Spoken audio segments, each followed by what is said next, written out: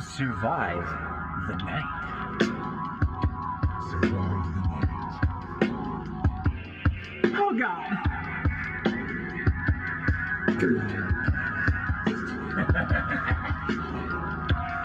What's that? Oh God! Survive the night. I want to revisit the new Evil Dead sometime because I don't remember it at all.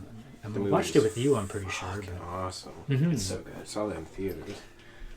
Scared the butt Jesus out of me. What's up with the... There was supposed to be a new one, isn't there? Evil Dead Rise.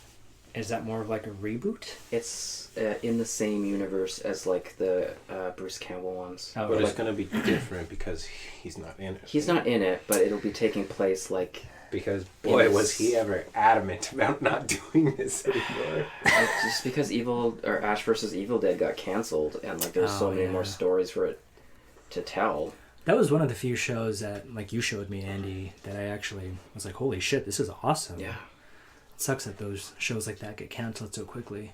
Well, hello folks, and welcome to the third episode of Survive the Night. On this episode, we're going to be talking about The Conjuring 2. My name's Amir, hosting alongside Andy and Ryan. Hello, gentlemen. Hi. I don't know why I'm talking like that with the inflection going up at the end. Yeah, like a radio announcer. I guess. Well, that's why you guys Maybe you're got going me to on the have, show. like, one of those nice sounding voices. Have you heard... I don't remember his name. He's a YouTube guy. He covers, like, random stuff, like, hauntings. Yeah, you're and talking other about stuff. everyone on No, YouTube. no, but he's known for his voice, Yeah. which he's always like. He's basically just like, as an example, and then they saw the ghost, and he'd do that at the end of every single sentence. Maybe we should just transform into like an ASMR channel and just talk really sweetly about horror movies. Talk about The Conjuring Part 2. So much like our first episode, obviously it involves Ed and Lorraine Warren as the primary investigators behind this. But Andy, I'll let you run. But I've lost my notes, so you continue to talk for a second. Okay, well, it's ridiculous that it's on Ed and Lorraine Warren. Mm-hmm. First of all, they had nothing to do with this at all. They didn't? They were there for, I think, a day or two, and they were a nuisance. And you're talking relative to like the real life. The scenario. real life, Yeah. which is based off the Enfield, I could be saying that wrong, Enfield haunting. Yeah. And Enfield, yeah. it was like some UK-based paranormal association that was covering this. And they covered it for like, one of them stayed there for like almost a year, just trying to get evidence and all this other stuff. Were they the ones that are they in the movie? Those people? I don't think so, but the the TV show based off it, the Enfield haunting, has the actual people in it. Oh, interesting. Yeah. I found the synopsis. Amazing. That's pretty All right. important. So, in 1977 Enfield, the paranormal investigators Lorraine and Ed Warren traveled to London to help the Hodgsons. Hodgsons? Hodgsons. After sensing her daughter to be possessed and her 4 children haunted by supernatural happenings, Peggy Hodgson asks for help when a malicious entity takes possession of the second eldest child, Janet. However, there's something more threatening, not only for the inhabitants, but for also the investigator. Something that they couldn't possibly imagine.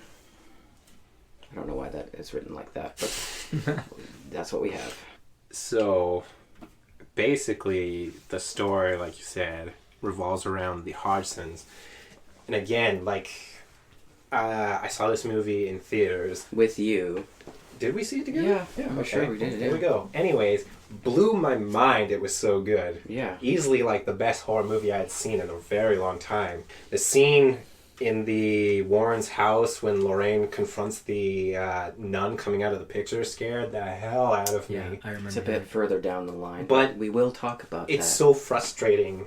I hate it when movies put based on a true story when Yeah. it's basically not. Like, Yeah. none of this stuff really But that they happened. do that also with like Texas Chainsaw Massacre, which is like one of the most like prolific horror movies. They do it with everything, not Yeah. just horror, all different types. If they can even get a tiny Yeah, scrap of the based. story and they're going to based on it. I mean, The Exorcist didn't do it though, and that actually was loosely based off of something that actually happened in America. So, if But have they done that in recent years? Like, have they? Oh, that's true. No, Because I don't when think it so. came out, I don't think they did that. But maybe in recent years they might have. And like the different Remaster, versions of yeah. it, yeah. The version you've never seen. Yeah. The whole movie starts actually with Ed and Lorraine investigating Amityville. Another fake case. Anyway. I'm sure we'll do Amityville horror one Oh day. yeah, we have to. Oh, Like, we will. I actually enjoy the other Amityville horror movies more than the first one. Like 2 and 3, I think I enjoy more. I only remember the Ryan Reynolds one. No way. Really? Really? I can't remember the other ones at all. I remember don't even the know if I saw them. I remember the first one. I remember my brother rented a version of the first one that was called Amityville 3D. And you That's needed a different movie. Oh, is it? Yeah, that's the Oh. third one. Oh wow. And you needed those cellophane red and blue Yeah, glasses that's the to watch different it. movie. So weird. Anyway.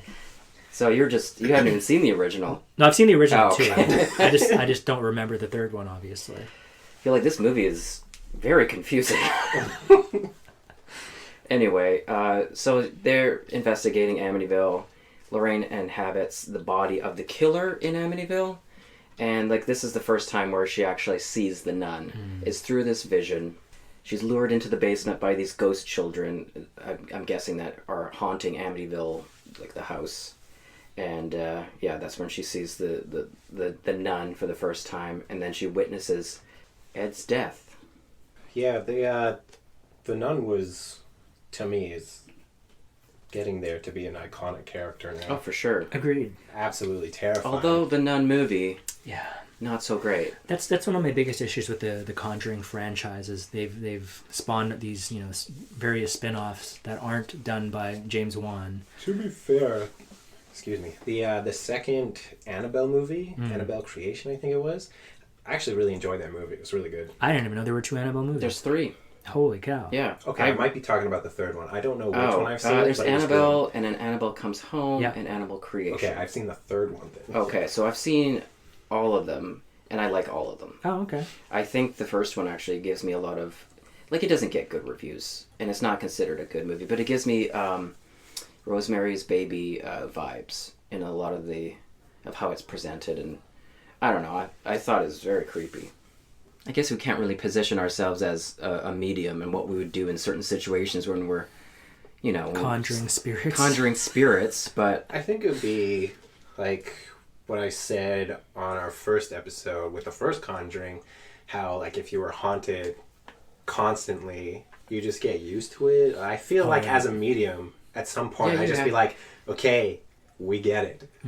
yeah, but she's still terrified in these positions. And it seems like in the different movies there are varying degrees of evil. Like they get more evil as time goes on throughout the franchises, and it almost seems like it's almost too much to bear for her as the movies progress. Yeah, I don't even know what I would. I guess I would get used to it, but like I would still be creeped out. I think I'd just be so used to it and go up to my husband and be like, hey, I had a vision you're going to die, so... Or I'd Do go, with that how you or I will. would go to my doctor and be like, "Can I have my eyes removed?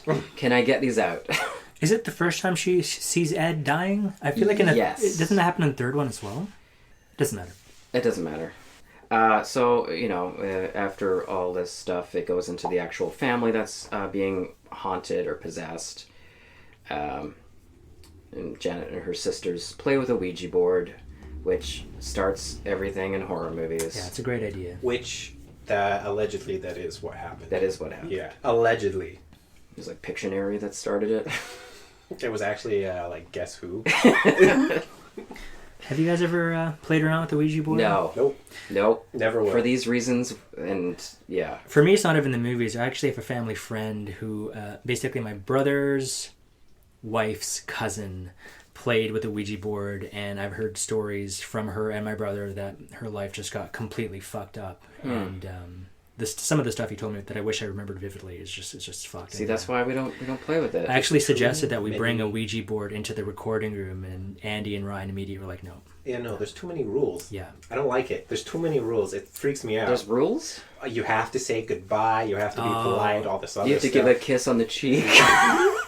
Kiss the planchette before you do anything. Ugh. Like, I would be scared of that. I'm like scared of board games as it is. Like, have you played Don't Wake Daddy? Like, What the hell is Don't Wake Daddy? It sounds weird, dude. yeah. This is a board game? Are you sure it's a board game? Yeah. Is this a board Something game he played at played home? with your dad? He forced me. You know, Daddy has a few drinks and then you don't wake Daddy. Just look it up. Look it up afterwards.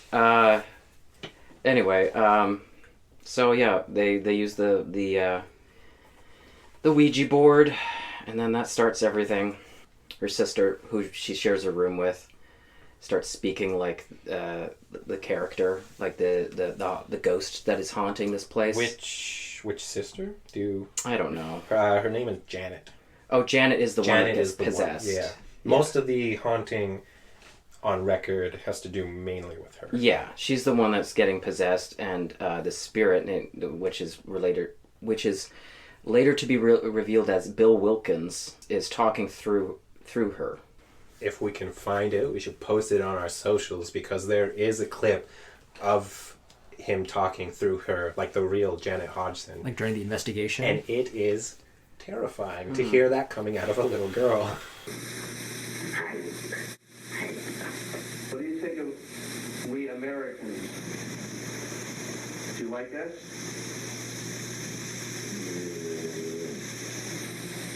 I do. Come on. Oh no. I hate you. Come on. No, really. Do you like Ed Warren? Oh, I do, Rick. Yes, I know. Thank you, Rick. Do you like Ed Warren?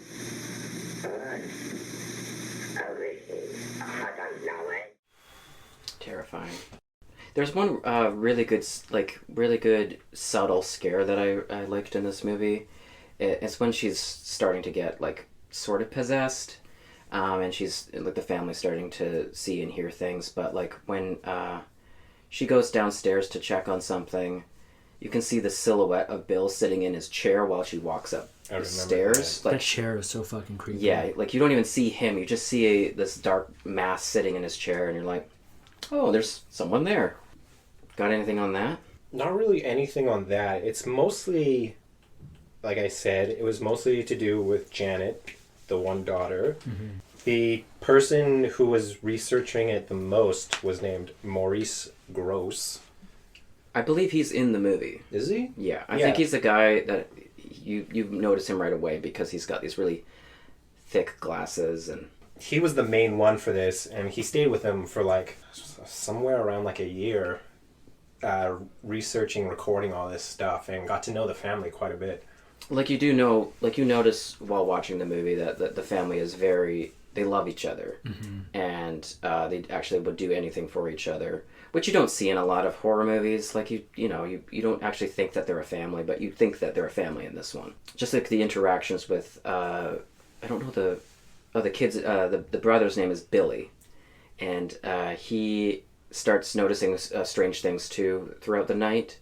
They have like this tent, like this like toy tent set up in the middle of their house or on one of the stairs or whatever, and it's he starts playing with the toy, turning or like passing it through the hallway, Right. and it goes into the tent and then it comes right back. Right. That part actually scared the shit out of me. I was actually watching it recently, and I'm like, oh yeah, I've seen this before. It's not going to scare me again, especially when I'm, just watching it by myself. But yeah, it's like when he's playing with the toy and it goes back into the tent, Bill screams at the top of his lungs, and I'm like, okay, I'm back to being scared watching this. Just be like, damn, dude, all right, sure. And if that happened to me, I probably would I'd have to get somebody to investigate and take that thing down. Yeah. I think I was the kid. I'd just be screaming mom, and she'd have to come physically pick me up and move me. I would probably shit myself if I was a kid. And same, yeah, I'd get a parent to come in and be like, what the fuck is going on? I have IBS, so I'm always constantly shitting myself, so... That's why it smells so weird in here. Correct. There's a scene, again, there's a lot of jump scares in this movie. It's based on a lot of jump scares, but they build them up quite well. Mm-hmm. And so Janet is starting to get really possessed. She's getting sick. She has a fever. She's staying home by herself. So she notices the TV she's watching is starting to change channels by itself. Yeah. And in the moment of the TV changing, she sees the reflection of Bill behind her in his chair again. And when she goes to go change it, she loses the remote. And then right behind her is Bill's face just screaming like it's my house or something. And if you're hearing that, like, I don't know. Give me reasons to stay in this house. Evil spirits screaming in movies are one of the things that definitely terrify me the most. People screaming in general. Yeah. They give me a big problem. If anything, this movie just really shows you that old people are assholes. I'm sorry, old people. Yeah, we got a lot of old people tuning in. That one old guy that is tuning in is never going to listen again. Sorry, man. I'm sure this is broadcast right to certain old folks' homes. I think you're right. In a constant loop. I'd like to add, I was looking through my notes here, the people that actually researched the case was the Society of Psychical, something like that, research in England. And it's the longest recorded case Wow. in the world for paranormal activity. Wow. And they called it, or they determined that it was a recurrent spontaneous psychokinesis. Even from something from that old, that is the longest recorded one. Yes. It went on for roughly a year. However, like I've heard a few others, for example, the Bell Witch, that went on for a very long time as well. I don't know if it went on for a year. Well, I wonder why that's like a phenomenon that was so prevalent in like the 70s and the 80s and stuff. I mean, specifically in regards to paranormal investigations. You don't really hear about that kind of stuff happening in modern times. I wonder if it's just because people in general are less spiritual or religious now that they, I don't know, just don't even believe. More dealings into mental health. That's true too. They can just be, people that might have been schizophrenic or something. Oh yeah, they have more research done on mental health now. Again, I think spirituality would have been like the first thing that they would have gone to because they didn't have the... There's no diagnosis for a lot of things that people are experiencing, yeah. My comment on it is much less smart than Andy's there. There's not a lot, at least here anyways, there's not as many old buildings with history anymore either, right? They don't have that... what they say is like static energy, like all the energy from all the people that live there. There's not as much here anymore, and even the ones that we do have are getting close to being taken down as well. Or taken down. That's what I was thinking about. The house that we talked about, the Canby house, is being taken down. I'm sure a lot of old houses in Vancouver, where we are, have been broken down, and all that history. Like so a lot of quote unquote spirits that are tied to certain places, or certain energy tied to certain places that get destroyed. My guess would be that they'd move on. I don't think, there's a spirit in an old house haunting it. The house gets destroyed, and then a Starbucks goes up, and he's in there being like, I want a vanilla latte. Fucking gentrification. But what about places that have lots of old places, like a lot of old homes? Like Europe is filled with tons. You said old homes, and I just was like, just a bunch of old people in an old folks home. Those exist too. But... Yeah, those are real ghosts, Andy. Oh, okay. Like in those places, I bet, and I 100% bet that if you went to these places and you asked around town, everybody's got a story. Yeah, oh, yeah, that's true. But if you're here, like I said, a lot of the people you ask, it's going to be like, oh, well, this person said that, or this person said they had this happen. It's not really going to be their own story and stuff, right? Yeah, there's going to be a lot of stories passed down for sure. Yeah, exactly. Bill is, he's The old guy. He's the old guy, and he's getting upset that she's in his house, and she starts to like rip off, or the spirit of Bill rips the blankets off of her while she's sleeping, and the bed starts to violently shake and like wakes up everybody. And then of course the mom comes in.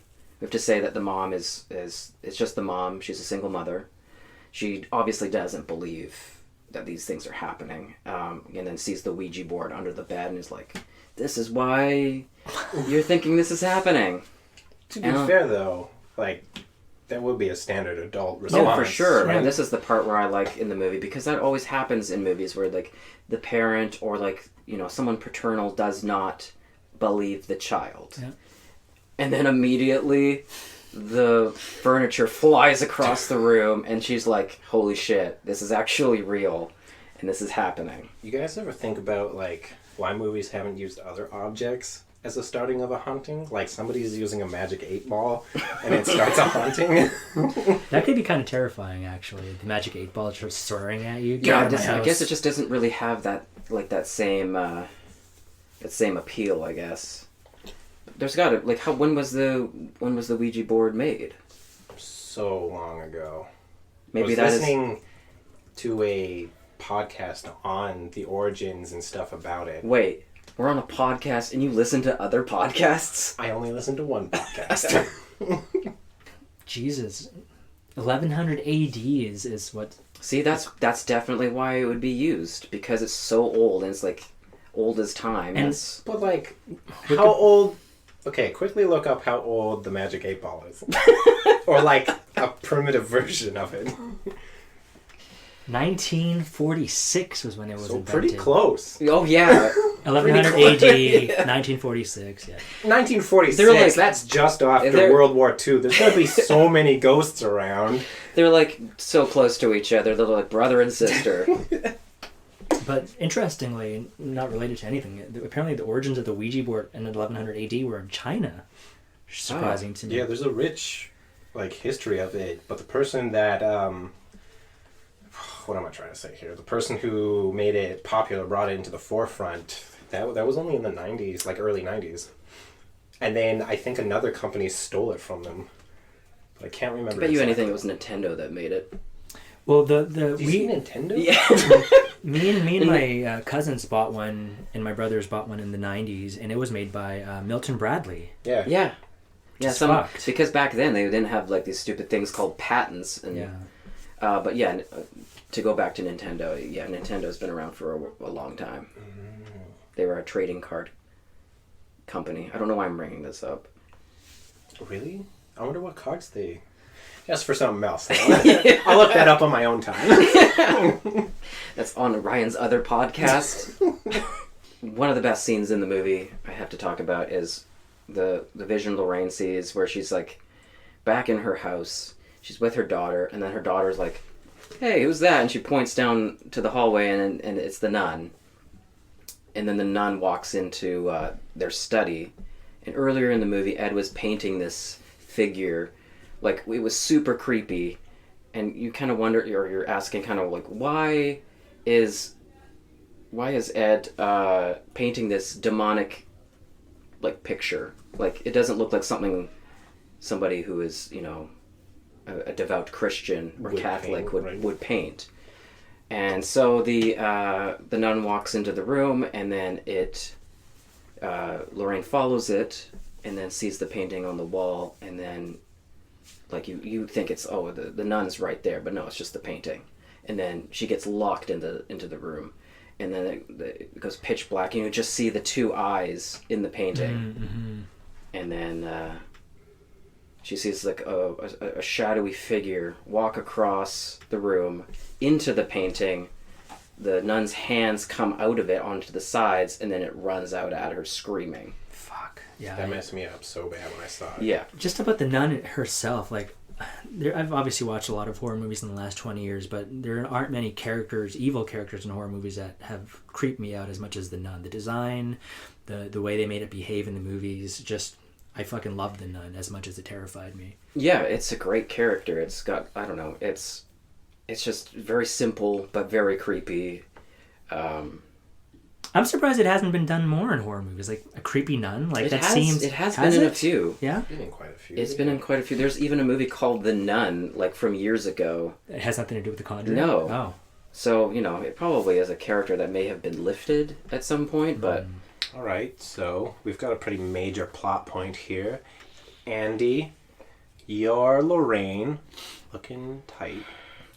In your, Okay. Hey, she wears skirts, right? Like a big long skirts. she does. Yeah, she's like Mormon skirts. very motherly. She's looking good. So you're her, your daughter. You're having a vision or whatever. Something was in the tea. I guess I don't know. Yeah. Your daughter is like, "Who's that?" What do you do? Well, okay, first of all, I'm probably not going to go into that room. I'm not going to follow that nun. But because she's Lorraine, she has to. She has to investigate it. And if I'm locked in that room and I see that painting, like immediately when I see that painting, I'm going to trash it. I'm going to find my 70s matches That everybody has, and I'm going to light that thing on fire. Oh, that's a bold move, man. Because you're playing with Fire? with evil and fire. Literally. I don't know what else I would do. Like, that thing already shouldn't even be in the house because of how disturbing it is. Mm-hmm. But yeah, I would light that thing on fire. All right, Amir. Again, you're Lorraine Warren. Looking good. You're looking good. Looking good. You're looking fit, which the real Lorraine was not. No, yeah. They I've were seen not that. a cute couple. No. Anywho, your daughter says she sees somebody, points it out, you see it. What do? I mean, I'm Lorraine, I'm like, I feel like based on my interpretations of her character in these movies, she's kind of badass. So I'm not necessarily scared. I'm going to try and communicate with this energy and see if I can figure out if it does have ill intentions against my family. That's exactly what happens in the movie. Right. Yeah, let me switch my question. You're Lorraine, but your mindset. Yeah, you- I would cower in the corner Okay. and like hide my head against the wall. I and would be like, call the "Please- police. Please go away. Please go away. This isn't real. Wake I was up." going to make a very bad joke there. Oh. I was going to say, you called the police, but the police handcuffed you.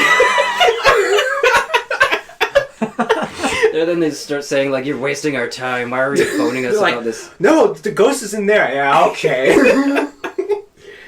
Topical. Topical. It's true. Yeah, I wouldn't be surprised. Topical. Don't call the police. No, not as a brown guy. No. Ryan?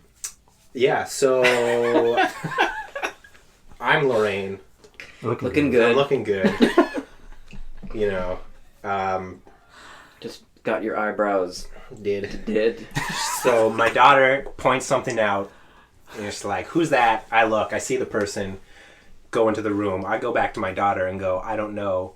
You should go check it out." And she doesn't come back. Wait, can I change my answer?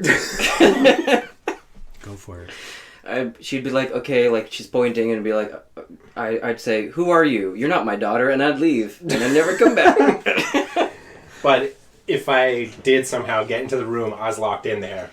I wouldn't burn anything down. I would be in the corner, my hands over my eyes, screaming, so I don't have to hear or see anything. Yeah. Because that was my go-to move as a child when I was Just scared.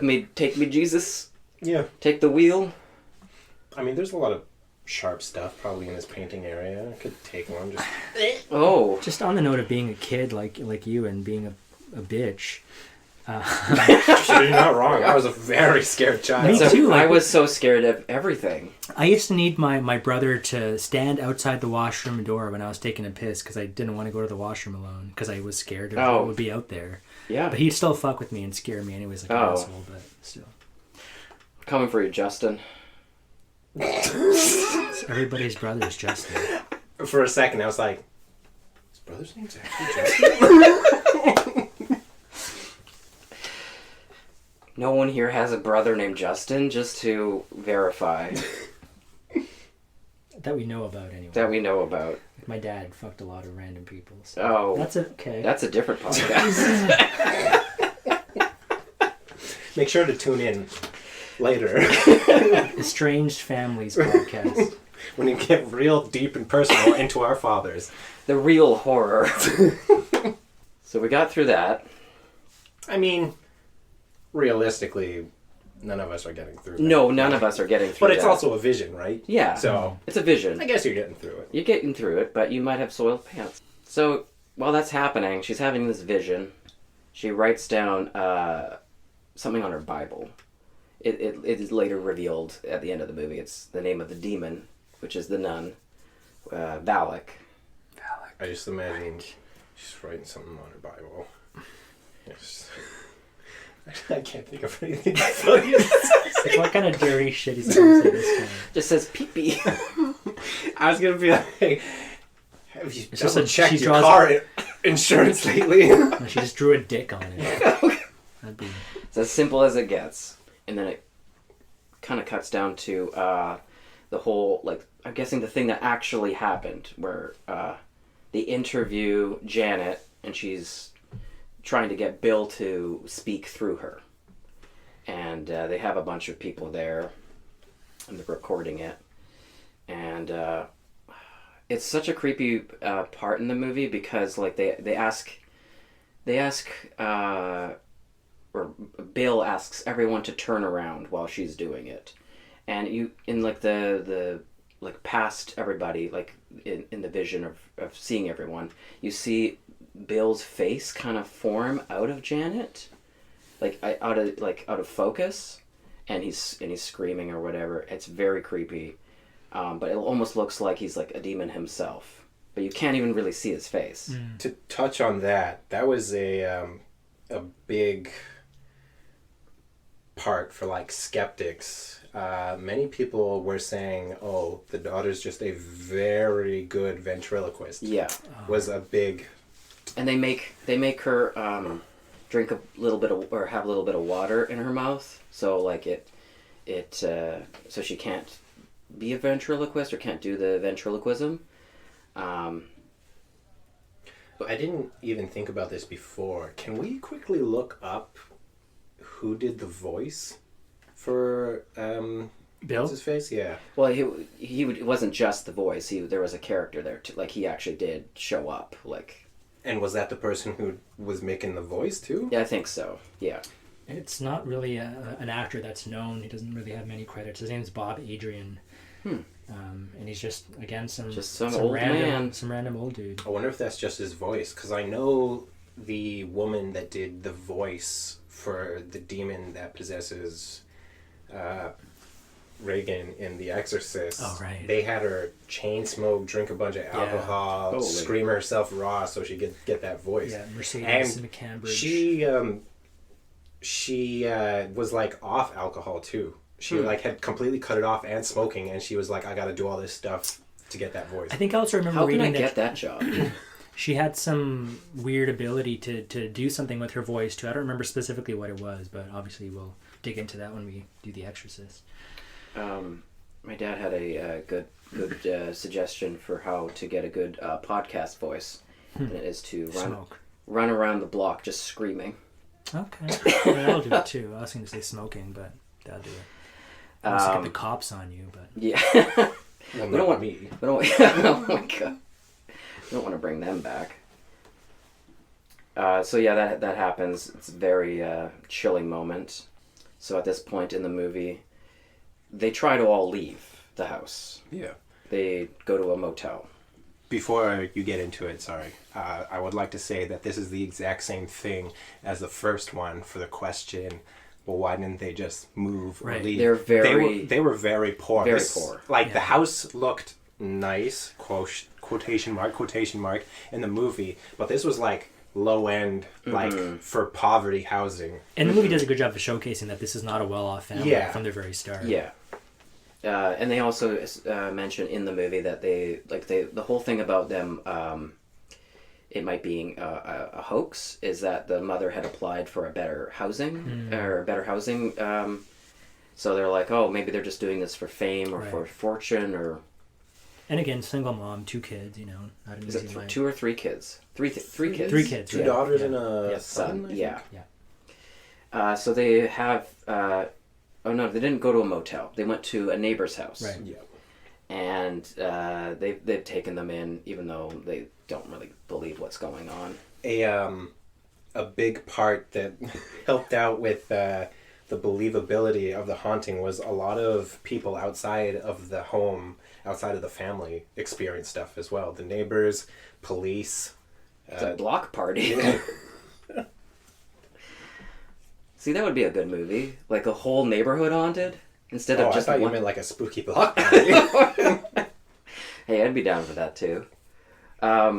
This is probably another one of my favorite parts in the movie. Is okay. So they're at the neighbor's house, and like things are okay so far. They're all like camping out in the living room type of area, and then Janet goes missing, and then I think Billy hears the neighbor's dog making a noise, and then goes to investigate it, and then the dog transforms into the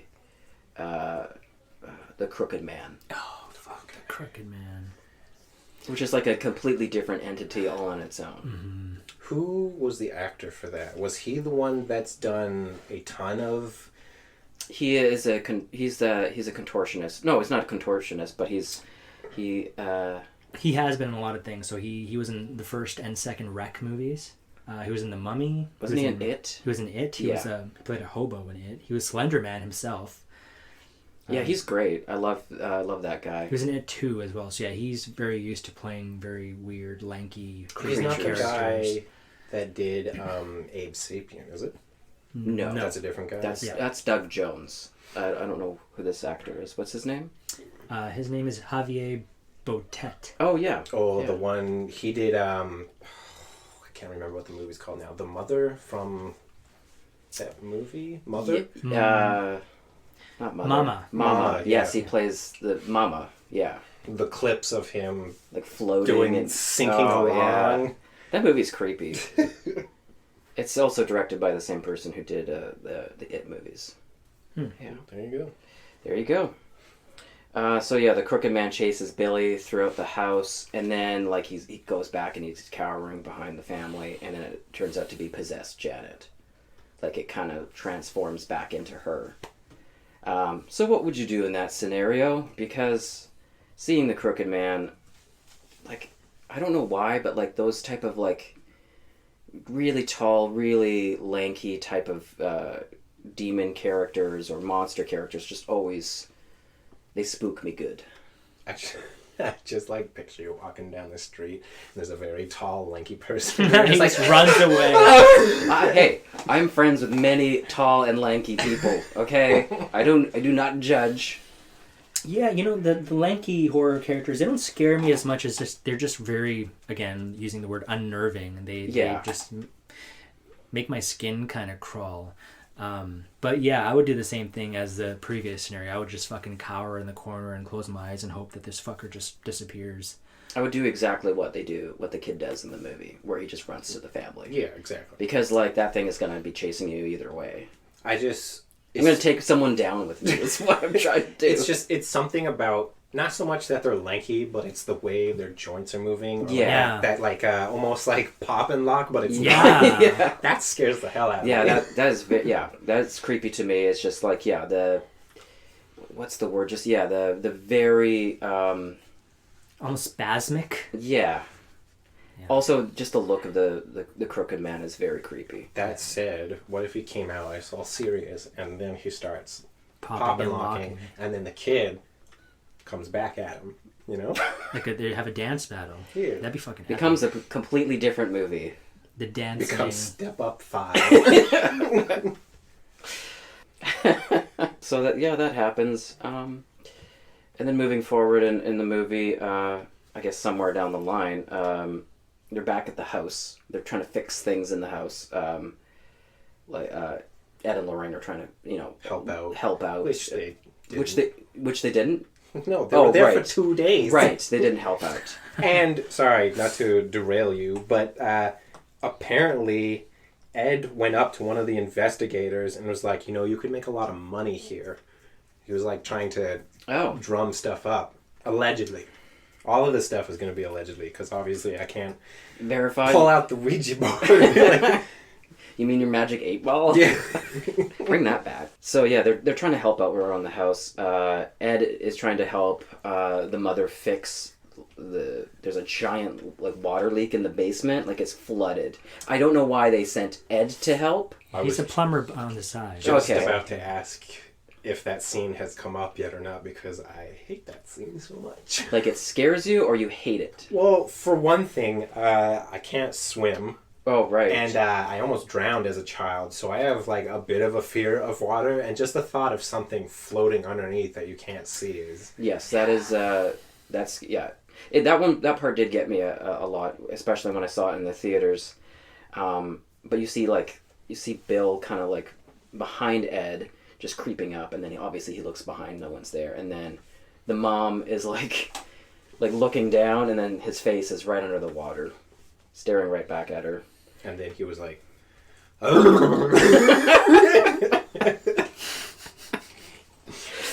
my first thought, honestly, in this situation, if I looked down and I saw the face, I would just put my hands on it and be like, He's already dead. yeah, but He's you gonna don't know. He's gonna drown a second It time. could just be a random old person. You know, they have Alzheimer's. They come to your house. Just wander underwater. Man, this is such a hate-filled.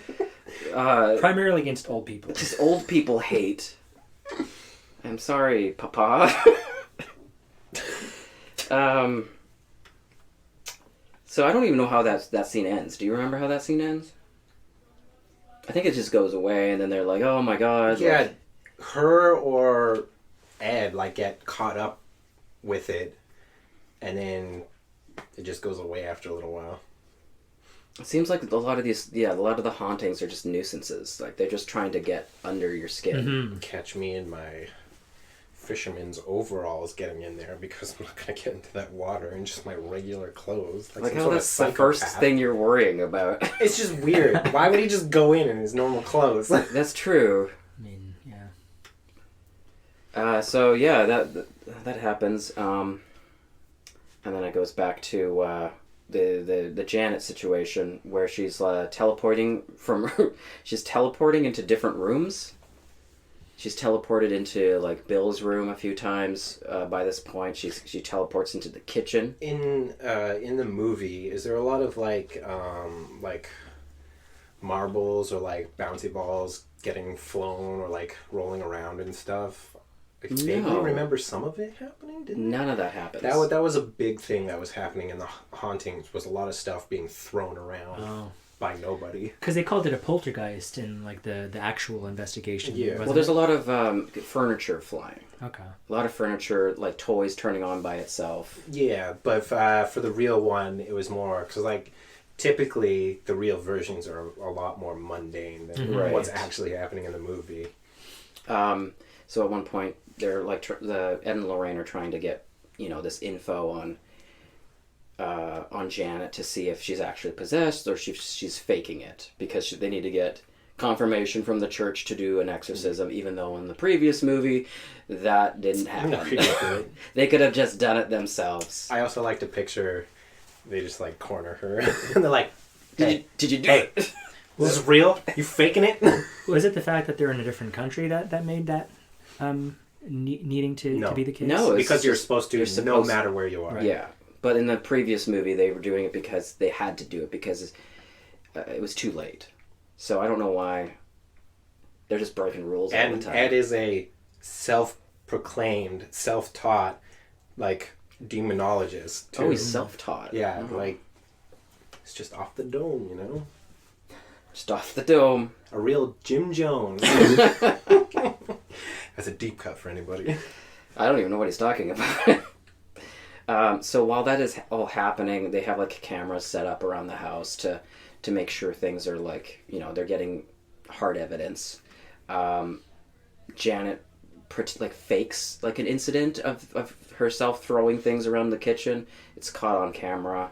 They end up leaving because they're like, oh, she's faking it. That does happen. She does confess to faking a couple things, but her firm statement was like, I maybe faked 2 or 3 things out of the hundreds of things that happened.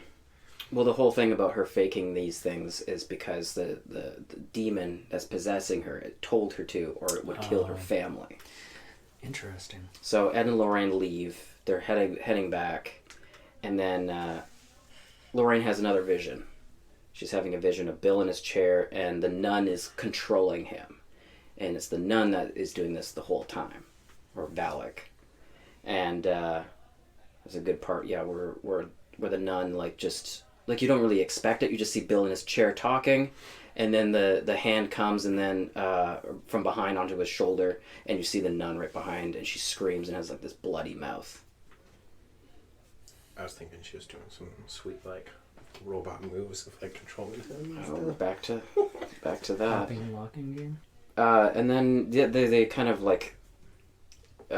Lorraine finally clues in that this is not just a regular haunting, or it was a hoax altogether. And then they rush back to try and stop this thing. And then they finally somehow there's a barricade to get back into the house, and Janet is stuck in there, and I think that the demon is trying to finally take over her, or either kill her or take her over. I'm not too sure about that, but Ed goes back in, sees the kids' tent, and then the crooked man, his face pops into the tent and chases him right out. So we're back to the crooked man coming at you, but this time you don't have the family to protect you. Yeah, but you're an adult now, right? Yeah. Does Ed Oh man. Just suplex him. give him that sweet DDT? Yeah, I don't know. Maybe as an adult now, I try to hold my ground. I think in one of our previous episodes, I talked about just yelling at this whatever this demon was. Like it's a bear? You're just trying to make yourself... Yeah, I mean, maybe. What if that would work? Which brings me back to the Bell Witch thing. A guy actually went in, self-proclaimed tough guy, and wanted to fight the witch ghost that was... Talk to me about the Bell Witch again, just briefly, what that was about. So the Bell Witch is an entity that haunted the Bell family for quite a while. Mostly the daughter, and this goes back to the 1800s. Yeah, it's very old. And there's a very shitty movie about it. Oh, okay. Oh. That's not good. Oh. That'll be our next episode. Yeah, there's no tough guys in this one to go and fight the crooked man, unfortunately. But again, how do you fight something like that? You can't really. No. You're kind of... It's lanky. You go for the knees. Go for the knees. Or something. Yeah, okay. You just go for the knees? Does it have a scary face? It does. It does, yeah. Yeah, he has very sharp teeth. That changes stuff. He's wearing a fancy hat, though, for some reason, and glasses. If he had a normal face, I'd probably be like, well, I'm just going to... No, kick he's you in the shin. very creepy. They're They're actually supposed to be making a Crooked Man movie, but I don't know if that's happening anytime soon. Yeah, maybe he's got an umbrella too. Break out and dance. He's ready for the weather, too, but not Pop and Lock anymore. Now we're doing doing Singing in the Rain style. Yeah, exactly. That's exactly what I was thinking. Fred Astaire, Gene Kelly. So after that, I'm pretty sure he ends up getting burned in the face, and he can't hear and he can't see, and he's stumbling around the house. Yeah, the steam hits him in the face, right? He can't see anything. He's kind of just wandering throughout the halls. And then eventually he gets into the room where Janet is being thrown out the window onto this giant tree spike. And then he grabs her, and then the nun, or Valak, comes through, and then Lorraine somehow gets through the house and then says the nun's name, which apparently is the way to destroy it. And she says Valak. It is for a lot, at least in the movies. I don't know if in practical usage, but I know in movies a big thing is you have to try and find the demon's name, and you get power over the demon, right? Yeah, and I was just going to allude to that is she didn't know the nun's name from the start. There was she had to do work to figure out Valak's name. Right? Well, the work was basically having these visions. Right, yeah. And there was a ton of clues in the movie too, sprinkled all out. Yeah. I just like to think Ed can't see or anything because of the steam. Mm-hmm. There's a perfect opportunity to not have to do anything. Oh my god. You're like, there's steam in my eyes. I don't know. Like, okay, so if you were in that situation with Ed, would you sacrifice yourself to save this kid, or would you just be like... How would you sacrifice yourself, though, if you're blind? Well, he's able to grab onto the kid. He's holding her in. But my thing is, how the hell did he get over there in the first place if he can't see anything? Good question. But he did it anyway, because it's a fucking movie. I would get hit in the face with the spray, whatever, go blind, be like, I'm fucking done. I'm out of here. This place sucks. And, I mean, even though Ed's not a medium like Lorraine, he still does have pretty good intuition spiritually, you know? So I think that maybe explains Could be Daredevil, you don't know. Or that.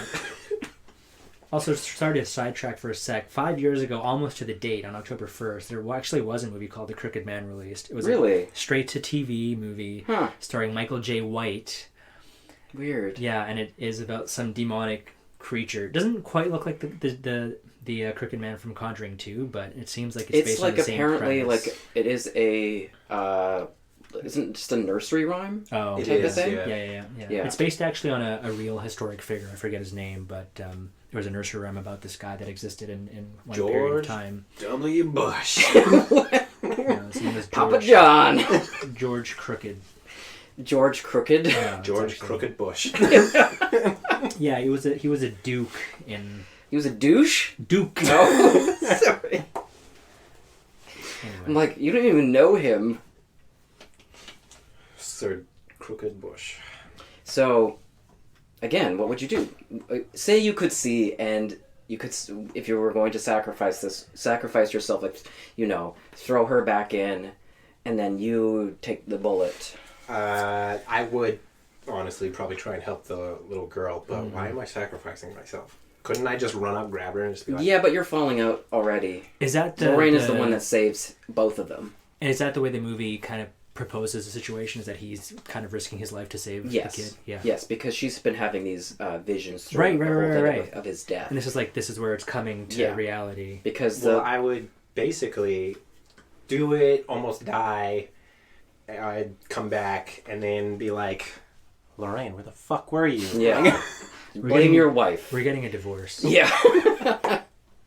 Is there any... I know a lot of these movies have like a kind of thing at the end. Not really. But just kind of like, you know, it always... they always put the trinket or whatever, the relic back into the thing, and it kind of just, you know, plays off to the creepy music. Like, there's always going to be another story.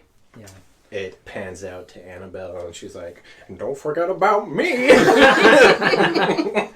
I'd fucking love that if they did that. So one thing that I discovered about this, before you get to your fun facts, Ryan, maybe you're going to bring this up, but a year before this movie, there was a show that was aired in the UK called The Enfield Haunting. Yeah, that's what I was mentioning earlier. Oh, right, and I don't know if it is anymore, but I know it was on streaming services for a while, and apparently it's very good. It's got, I don't know the actor's name, but he played the dude that was Ron's rat in Harry Potter, and I don't know why I know that. It's very obscure, but you know it. I've seen that movie once. But yeah, right before, but obviously it didn't get much traction because... In the UK, though, just reading on their Wikipedia page, apparently on the channel that it actually premiered on, it was the highest rated episode of a program for any program that actually aired on that channel, which is called Sky Living, apparently. So it did pretty well there. I can understand that since this is where it happened. Right, yeah. Right? And it was pretty big because it went on for like well over a year or something. 10 seasons and a movie. Where's that from? Community. Oh, I was just about to say that. So yeah, I don't know if our listeners will have noticed putting a Sherlock Holmes cap on, my Watsons. But this movie is basically the exact same as the first one. It's the same. The structure of it, yeah, you mean? The structure, everything is Yeah. exactly the same, and yet it's still a fantastic movie. And it still feels fresh. Yeah. Yeah. I really want to say I mean, as a director or producer of a movie, that would be the safe way to go. You know, you have this structure of, you know, the development of events, and you just fill it in with new content, I guess, which is kind of what we're doing with this podcast. Yeah, just change the witch for... None. Oh my god. A nun, yeah. But I mean, that's part of it too, right? Is, there's not a whole lot you can branch out into for this type of movie either, right? Maybe that's why I was so disappointed in the third Conjuring, because they changed so much and it didn't feel like a Conjuring movie to me. I don't know if we'll get to that movie, but... Okay, well, I've got a couple of fun facts. The director, James Wan, he turned down a pretty big sum of cash. They wanted him to direct The Fast and the Furious 8, and he turned that down to do The Conjuring 2. Didn't he direct one of them, though? I think so. He directed 7? But they wanted him for 8, and they threw money at him. Yeah, and he I said, bet. no, I'm doing The Conjuring 2. You're right. He did do Fast. Okay, And God yeah. bless his heart for doing The Conjuring. Too. I think his strengths are they're in horror movies. Oh yeah. And that's what he likes doing. Like, he's done Aquaman and stuff like that, and he's done Fast and Furious. And he's the one who did Malignant, wasn't he? Yeah. Yeah. Yeah, and that was more of a horror amazing. action movie. It was like an homage. Right? Yeah. So we mentioned this in our first episode about The Conjuring, but I'll just reiterate it. This movie had the highest opening week grossing for a horror film. Guess who it beat? Conjuring 1. Yeah. Oh, Crazy. kicked your own ass. For the first day of shooting, a priest was brought in to bless the set. Mm-hmm. They usually do that in a lot of these type of movies. Oh, really? The ghost boy that Lorraine sees at the beginning of the movie is actually based off a real picture from the Amityville haunting that somebody took. Huh. Which I thought was pretty interesting. I thought you were going to say the ghost boy was actually a ghost boy. That'd be terrifying. He was very cheap to hire. So Valak, the demon nun, their original design was a dark, ominous demon with horns. And the scenes with the nun were added later as reshoots. Oh. I did know that part. I'm pretty sure... I think they chose not to do that because the demon in Annabelle would have been so similar. But they left the original design in at the end, at the climax. You can see it. Really? Yes. Huh. Okay, I've got a weird one here. This, I'm not gonna lie, I don't really fact check too much. I'll have to start doing that. But if this is true, this is insane. If even just the beginning part is kind of like pretty mundane, but this little added part I found on a different website is pretty crazy. So if it's true, scary, good chance. Spill the beans, Ryan. I'm trying to build up to it.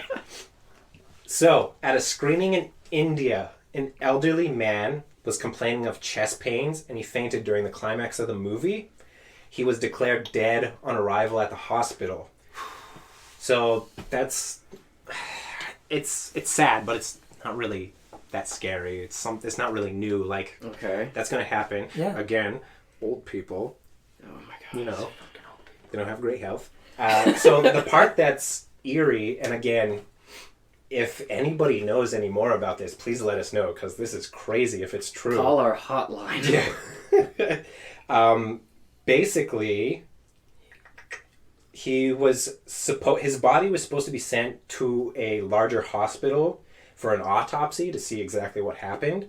And apparently the body and the ambulance never arrived at the hospital, and it was never seen again. What the fuck? So I saw this fact on 2 different websites, but only one of them had that last part in it, which is kind of hard to believe. But also, if you're thinking India, there's a lot of fucking people. Yeah. Stuff can happen, right? Mm-hmm. There's also a lot of spirituality in India, and I mean that's such a weird thing to just make up, you know. Yeah. Find, like I almost I think I could believe believe that, yeah. And sort of on the same note, when I watched in 2000 they re-released The Exorcist in theaters, and me and my family went and watched it. After the movie was over, we got into an elevator, and there was a guy on a stretcher that looked like he was unconscious, and he was in the movie. So I don't know what happens to a lot of people watching horror movies, but they just get fucked up. I don't know if their body just reacts in like a shock. Well, some people, Yeah. go into a shock state or can't handle. I know the author Chuck Palahniuk, from his book Haunted, there's a short story called Guts about male masturbation gone wrong. And he's read it out to audiences for like book readings and stuff, and there's been reports of people passing out, vomiting from it and stuff. How does masturbation go wrong? Just read the story. Well, I mean, there's people that like hang themselves while they masturbate and stuff, so Okay. I thought you were just talking about your like regular, just using your just hands, just regular like stroking. Well, you're Sun- doing it, gets in your eye. your regular you're Sunday driving. afternoon. If you're driving, and jerking off, you And all of deserve, a sudden you're swerving, you right? deserve something bad happening. Audience to you. members, do not do that while you're driving. Or I mean, you know, I only have one more thing here, but it's a pretty big one. So there was a cinema that had a poster reading, "Warning, the film you're about to see is psychologically and emotionally disturbing. People who have attended early screenings of the film have complained about many unusual circumstances that they have experienced after seeing the film. And to support the theory added onto the poster was, due to our concern for your well-being, we have invited Father Perez to be here. He'll be available after the film to talk, to give spiritual guidance, or you can even ask a representative to sign you up for a session with the priest and stuff."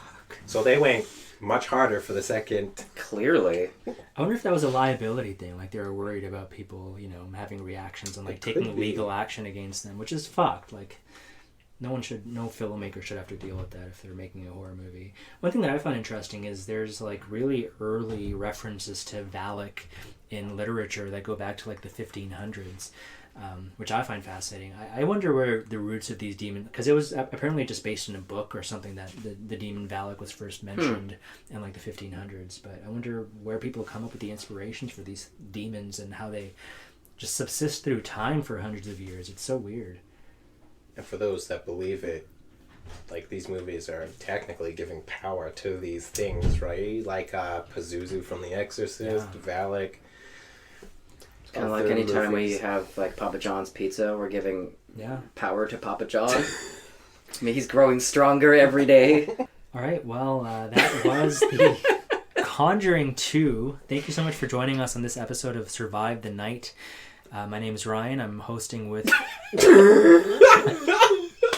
That's not my name. My name is Amir.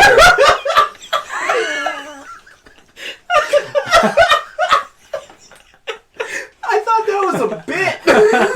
No, I just completely forgot what my name was. My name is Amir. I'm hosting- Ryan. He's Ryan. I'm Papa John. On the next episode of Survive the Night, I'll remember what my name is. Hopefully. And we're going to be discussing the exorcism of Emily Rose. If you want to follow us on social media, our Instagram is s.t.n_podcast. On Twitter, you can find us at StN Pod. And if you want to email us, that's survivethenightpodcast@gmail.com. Thanks again for listening, and we'll see you in the next episode. Bye.